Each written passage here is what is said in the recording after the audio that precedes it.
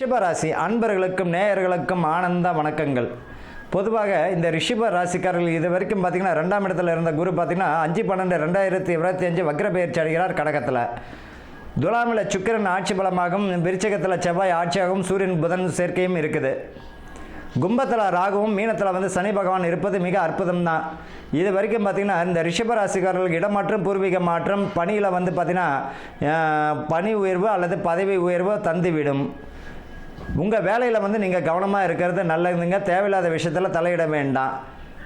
கொடுக்கல் வாங்கல் விஷயத்தில் மிக கவனம் தேவை. கடன் கொடுப்பதும் சரி, வாங்குவது மிக கவனம் தேவை. சுய முயற்சிகளால் முன்னேற்றம் அடையக்கூடிய மாதமாக தான் இருக்குது.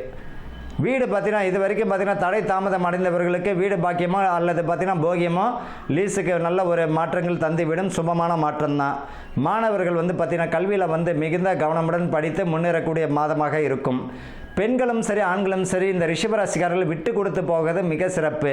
பிள்ளைகள் பார்த்தீங்கன்னா அன்பு கலந்த கண்டிப்பும் அவசியம்தான். அதே நேரத்தில் கவனமுடன் இருப்பதும் நல்லது. ஆன்லைன் பிஸ்னஸ்லேயும் அதே போல் ஊடகத்தில் மதிப்பு ஊடகத்தில் பார்த்திங்கன்னா ஃபேஸ்புக், இன்ஸ்டாகிராமு போன்ற கருத்துக்களை வெளியிடும் போது கவனமாக தேவை. இந்த ரிஷபராசிக்காரர்களுக்கு இந்த காலகட்டத்தில் பார்த்திங்கன்னா பொதுவாகவே ரிஷபராசிக்காரர்களுக்கு பார்த்திங்கன்னா நந்தி மாதிரி தான்.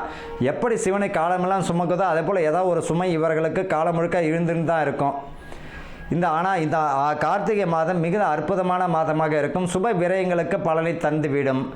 மருத்துவம் பார்ப்பவர்களுக்கும் நோய்கள் பார்த்திங்கன்னா நீண்ட காலமாக இருந்த நோய்களுக்கு முற்றுப்புள்ளி விதமாக மருத்துவம் பார்ப்பவர்களுக்கு இப்போ நல்ல ஒரு பலனை தந்துவிடும். அறுவை சிகிச்சை மிகுந்த வெற்றியை தந்துவிடும்.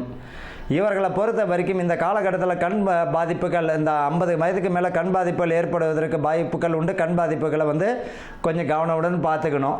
இவர்களை பொறுத்த வரைக்கும் உடல் உபாதைகளை வருவதற்கு வாய்ப்புகள் உண்டு. ஆரோக்கியத்தில் ரொம்ப கவனம் எடுத்துக்கணும். மாணவர்களும் பிள்ளைகளுக்கும் பார்த்திங்கன்னா இந்த இயற்கையான உணவுகளை அவர்களுக்கு வழங்குதல் பெரிதும் நல்லது விஷயத்தை தரும். தேவையில்லாத ரசாயனம் கலந்த உணவுகள் வேண்டாம். வயிற்று உபாதைகள் தருவதற்கு வாய்ப்புகள் உண்டு. அதில் கவனமாக இருக்கணும்.